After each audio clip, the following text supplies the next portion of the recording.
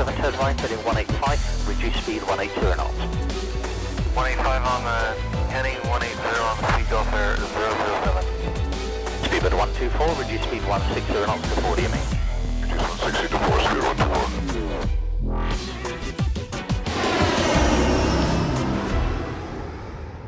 Hello there guys, Matt here, hope you're all well, and something a little bit different for you today. Ben Weston over at Airline to Sim got in touch with me the other day and asked me if it would be okay for me to post his 737 classic videos in X-Plane with a real pilot on my channel. Now, it's normally not my style to cross-promote things. I'm not really a massive fan of that. However, the videos that he has created with said real pilot are very, very useful and will coincide nicely with what I plan to do in X-Plane with the IXCG 737. Now, normally the Airline to Sim series is a payware product. You pay for the training videos, but this time around it's completely free for the 737 videos, and he essentially invited Johnny, which is the 737 pilot in question, around to his home, and they took a spin in the newly released IXCG 737 in X-Plane 10 from Dublin to Manchester. The videos themselves, although long, have excellent production quality, and I think anyone that is trying to get into the 737, especially from an IXCG/X-Plane 10 point of view, should really get their teeth into these because you will learn a massive amount. Quick disclaimer before the video starts, this isn't paid or this isn't a sponsorship or anything like that. It's just simply me taking Ben up on his offer.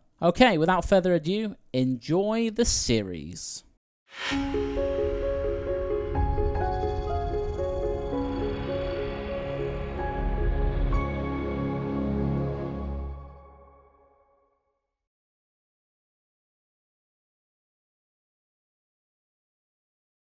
Welcome to Dublin and welcome to Airline to Sim. Johnny, how are you doing? Not too bad. How have you been? I'm all right. Now, Johnny, you and I first started to chat, about a year ago when you were flying actually more than a year ago, when you were flying the 777 for a big Middle Eastern operator.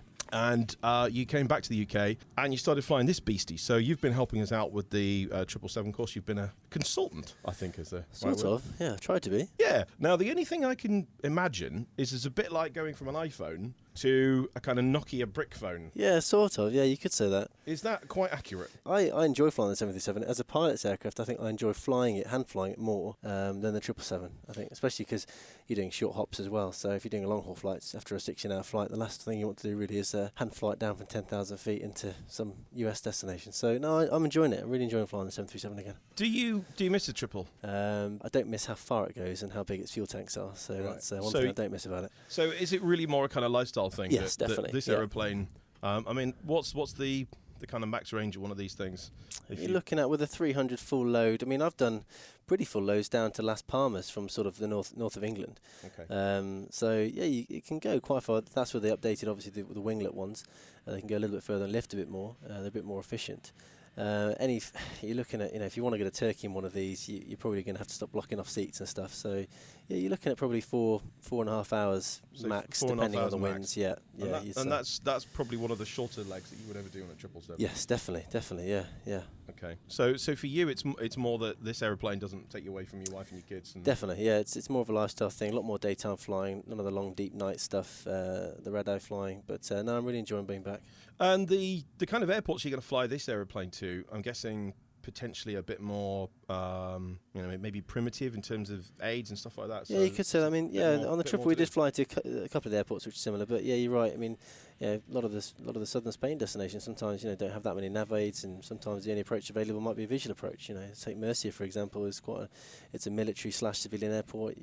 Sometimes the NDB's out, sometimes the VOR's out, sometimes the ILS isn't out, and all they say is you're clear for a visual. So yeah, it's fun. I'm enjoying it. So okay, with a kind of Spanish kind of mañana. Hey, mañana. Hey, no problem. We fix the VOR tomorrow. Definitely. All right. So here we are. We're on the ground at Dublin. So I don't know. Maybe we're going to do a charter or something. Maybe we're going to take some nuns to Lords. Oh, I made a joke about that, and then you said actually the last time you flew to Dublin was taking some nuns to Lords. That's right. It was back about 2006, I think. Yeah. All right. So you didn't fly the triple here? I didn't. No, it was quite hard. We had quite a lot of Irish pilots, and they were quite keen to get home. So it's quite a hard trip to get. So I never got it, unfortunately. So. All right. Okay. Got you. All right. So we're not going to spend because we haven't got you for very long today, and I think it would be very easy with an aeroplane that is as detailed as this, that we could actually sit and talk about this for hours. Just when you first approach the aeroplane, walk around outside, what are the kind of big ticket items you're going to be having a look at? Big things probably when you first approach it is just what's really connected to it. Is it on ground power? You know, is the ground air conditioning in? Are the engineers working on it? You know, is any engine cals up? You know, just to get big picture stuff from the outside. You know, if it's cold, obviously, if it's in the winter, you're looking for ice. So you're just looking for big picture stuff when you first approach it, because you obviously haven't seen the tech log. You don't really know what's going on with it until you've spoken to the engineers inside. So yeah. Is it pretty rare that a pilot actually managed to catch something that the ground crew have actually missed? No, not well.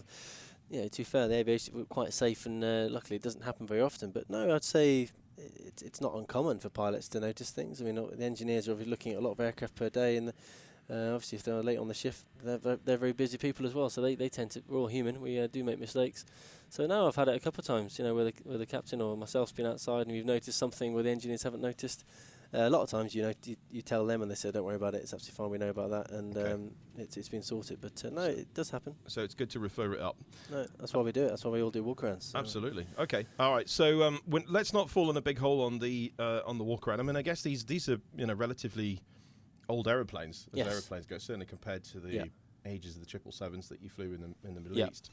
But I'm guessing aeroplanes can fly forever if they're maintained. Yeah, well, obviously the engines aren't sort of 25, 30 years old. They're all sort of refurbished and pretty new. The interiors are obviously updated, and it depends on how long the airline wants to keep them. If they reskin them, obviously there's only so many cycles, pressurization cycles the aircraft can do. So, yeah, I mean, you could go forever, but they don't tend to. And a lot of 300s probably coming to the end of their lives in the next 5-6 years.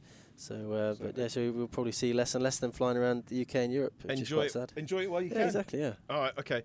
So, what do you think about this? I know that you're not a massive simmer, but this is X-Plane. How does this? It looks fantastic. How does this look to you? It looks very realistic. It's quite nice. Very detailed. I love the sort of the wear and tear on the aircraft as well on the fuselage. It looks. It does. Yeah. It looks great. It's rather nice. Right. Now, one thing we can't do is we can't actually open the doors. Sadly, on this version of the airplane yet, so we can't actually get in. I'm not actually sure how we're going to have to climb through the window.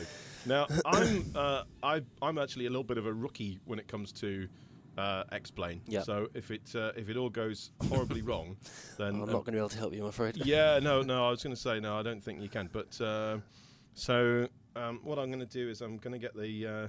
Here's all the ground boys. There we go. It's quite a big fleet for a 737. It is. We're very well looked after here, aren't we? Where does the catering normally go? Catering normally, I'm trying to think actually. I think it goes on the back right door. Okay. Just on the back there. Okay, the rear right. Yeah, okay. rear right. Well, let me. You wouldn't have two catering trucks for a Not for a 737. 300. That's some going, isn't it? Really. Right. So let's get rid of him. Right, and then the fuel guy, he seems to be going to. Yeah, that's where he goes. He'll stop about there. Right. There you go. All right.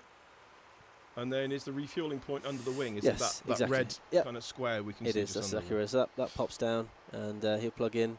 He'll attach the ground electrics to the wheel just to ground the aircraft, and off he goes. How long does it take to fuel a 737 for? I can't remember what the rate is off my head, but.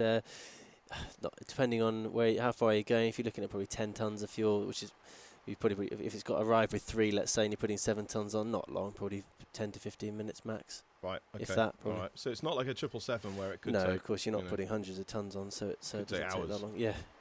All right. Cool. All right. Well, let's hop up the steps and wrestle with the door. Sure. And let's go inside.